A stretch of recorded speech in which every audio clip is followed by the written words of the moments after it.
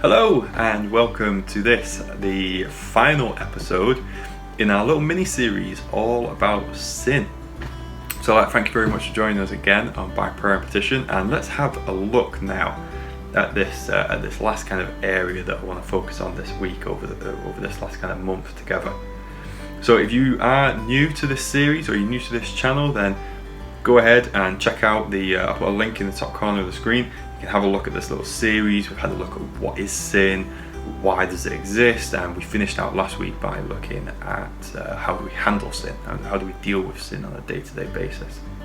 And we're going to pick up from that pretty much straight off where we left off, because we finished by talking about this idea of humbling ourselves before God. Yeah, understanding what Paul is saying in the book of Romans when he says we all fall short of the glory of God, and the importance of coming to God and knowing that we need to ask for forgiveness and knowing that we make these mistakes. Once we kind of begin to get a grip of that idea, then we can start to come on to this idea that we're going to talk about today, this idea of repentance. And repentance is really a word that we don't really hear this word outside of a religious context. Yeah, it's very much a word that we only kind of hear when we're talking about religion, and especially Christianity, because repentance really is at the heart of it, and we're going to explore that more. But this idea of repentance it's about coming and saying sorry to God, and really understanding what that word sorry means, because we throw it around so much today, especially like in England, everyone's sorry for everything all the time, the littlest thing. But this idea of sorry it's a declaration about changing behavior. When we say we're sorry, we're talking about changing and not doing again what we've done, what was wrong, or that was wrong. So when we from the littlest thing, when we get that voice in the back of our head that says you shouldn't have done that, like when we gossip about people, or when we do something more obvious that we know is wrong, or even when someone needs help or someone needs maybe a bit of support, and for our own gain or our own laziness or whatever it may be, for our own ease, we don't help that person. When we looked at that in a bit more detail when we talked about the Good Samaritan. So we know when we do these things that are wrong, it's about knowing that we've got it wrong, coming before God and saying, I'm sorry, God, I'm not going to do that again. I'm going to change my behavior. I'm going to turn around and I'm going to follow what you want me to do, what you say is right. It's about making a declaration to stop practicing sin. Once we've done that, once we have that repentance, have to have this kind of counterbalance. These two ideas go hand in hand of repentance and belief.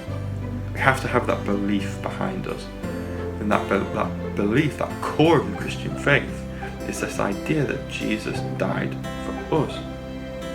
These two ideas, repentance and Jesus dying for us, lock in place so tightly. They're such an integral part of the Christian faith. Because it is through Christ's death, because of who he was, because he was God incarnate, because he was blameless, because he'd done nothing wrong. He was that perfect sacrifice for sin. And it's when we come before God, it's when we say that we're sorry, that we can get forgiveness because of what Christ has done for us.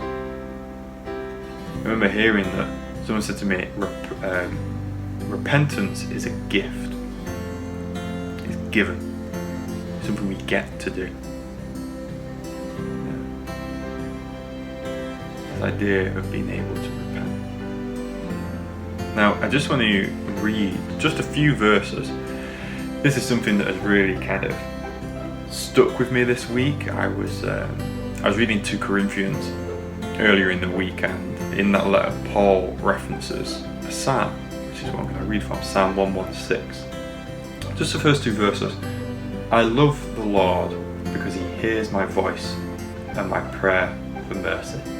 because he bends down to listen, I will pray as long as I have breath.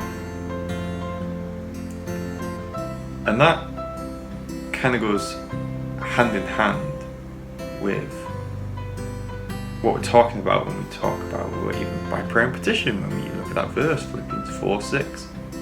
We're always there to come before God, no matter what. We come before him with everything. And he hears my voice and my prayers for mercy, my prayers for forgiveness. And I love that idea because he bends down to listen. God is a father. He's a father figure to us. He's always there, caring and compassionate. When we mess up, we can come before him and we can say we're sorry, and he will listen to us. I will pray as long as I have breath. I will come to God in every situation, with everything. Whenever I make a mistake, I come before God. And that's what really is the heart of this message. I couldn't wait when I was preparing this series to do this episode, to talk about this. When we talk about what is sin, when we talk about the theological ideas of what sin is and why it exists in the world today, it's important to know that we come before God. We come before God and we can say that we are sorry for what we've done wrong. Yeah, that's so important. So that's it. That's it. So, if there is anything, as usual, that you want to discuss, or that you want to go over, or any kind of questions that come to mind when we talk about this stuff, then by all means, post them in the comments below. You can head over to our prayer wall over at byprayerandpetition.uk/prayer. You can get up to date with all of our stuff going on the website, or even if you just want to hear a little bit more about what we've got coming up for you, then you can hit that subscribe button and you can press the bell notification to find out more. It's been a little bit of a shorter episode this week, but I really just want to kind of bring in what it is, what it is about sin. How does sin have the potential to bring us closer to God? The idea of repentance. We know we can come, we can bow down before God and he will listen. We can pray, we can ask for forgiveness. He will hear us. So, I'd like to thank you very much for joining us for this little series. It's been absolutely great to have you along, and I look forward to seeing you again with some of our upcoming videos. Thank you very much. God bless.